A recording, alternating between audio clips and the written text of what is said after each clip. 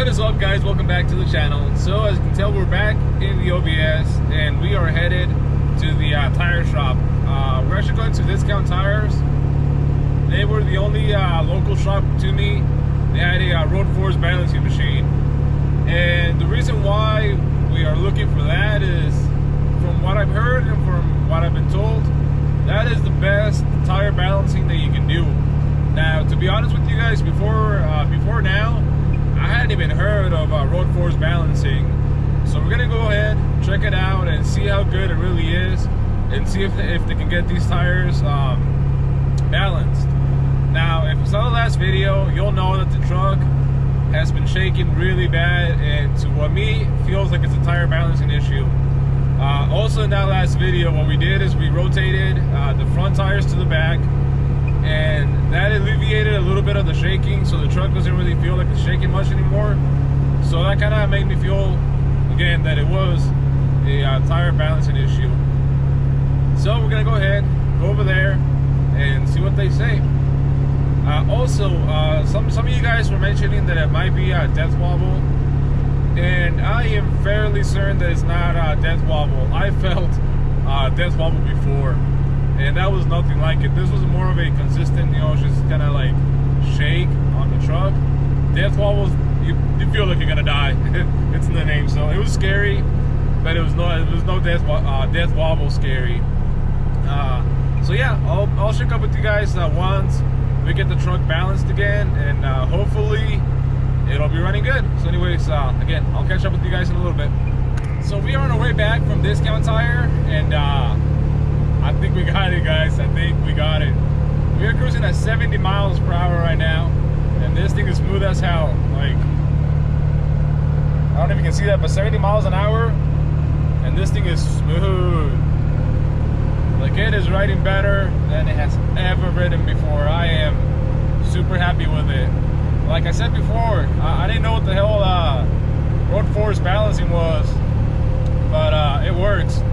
It cost me, what, $84 even, and I think it was well worth it.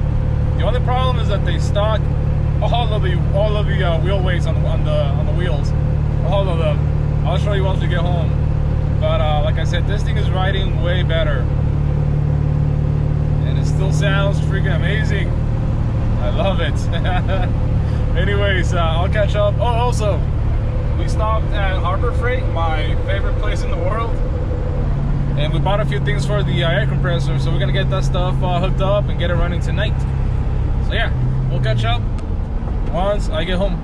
Okay guys, so we made it to the casa, and like I said, this thing rode amazingly well. The vibration is basically completely gone, and I just couldn't be happy with it. I love the way that it rode all the way back home, and I'm thankful that we were able to find the problem, and that it was really nothing major. Now, like I said, they used all of the weights. I don't know if you can see, but we got weights from there to there, and pretty far in there, and it's basically the same thing for all the wheels. So here is the driver's front, our driver's rear, and passenger rear.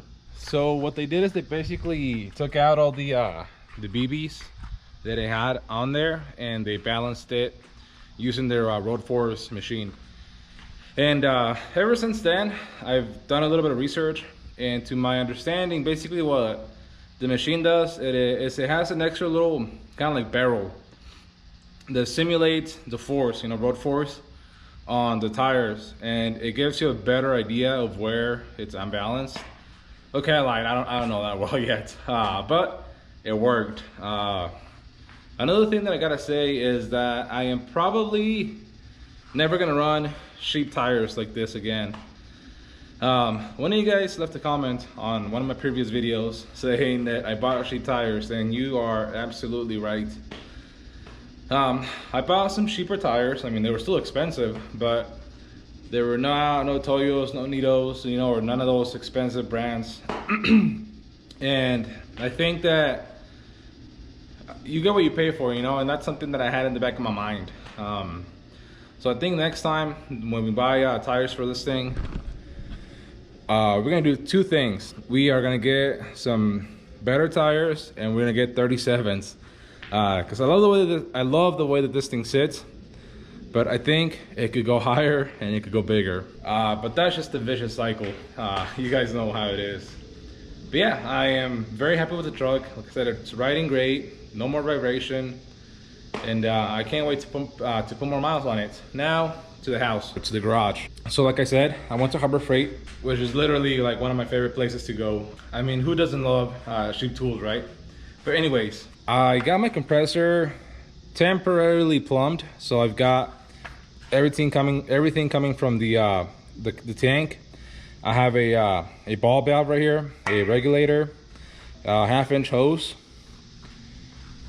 that comes all the way to my filter and water separators, which then goes to the last regulator and little filter water separator as well, and then goes into the machine. Now I know that this setup is not ideal, and it's like I said, it's a temporary setup. It's not my permanent setup. What I eventually want to do is, I wasn't sure where I was gonna put the compressor, if I was gonna leave it there or move it here, but I like it there, so I think I'm gonna leave it there. And what I am eventually gonna do is two things. One, I'm gonna shorten this little extension cord, so I'm probably gonna cut it so it goes just straight from here to the outlet. And then I'm gonna plumb it with probably copper 3/4 inch tube coming out from here, going that way up the wall. I might do a few little up and downs across the wall, and then it's gonna come down again. And we might do a few more kind of up and down runs on here, which should really help with our water separation. And so basically the way that we're gonna do that is, every time that it goes up and down, on the down, we'll have some valves so we can drain whatever water does get catched on there. Because one thing that is very important with plasmas is that you want really dry air. So I'm gonna try and do my best, because I mean, we got a little water separator there and in the machine, but that is basically that is definitely not enough for what we need. Oh, and by the way, we have the machine put together and running. The last thing that we have to do to get all this ready is we have to get the machine hooked up to the actual plasma. But everything else is hooked up and running. I already tested it, ran the little break-in cycle on it, and it's good to go. The compressor is good. We have air from the compressor to the plasma. Like I said, all we have to do is get the machine talking to the plasma. And once that's good, we'll be able to cut our own parts, which I am super excited for. But yeah, that's pretty cool. Now, I might also run a bigger water separator. We'll see. Right now, this is, like I said, temporarily set up because, one, that's kind of all I had in the budget to do. And when I bought that thing, I noticed that it was going to be that small, but I think it'll work for now. But definitely down the line, I want to get a much better system plumbed for this thing.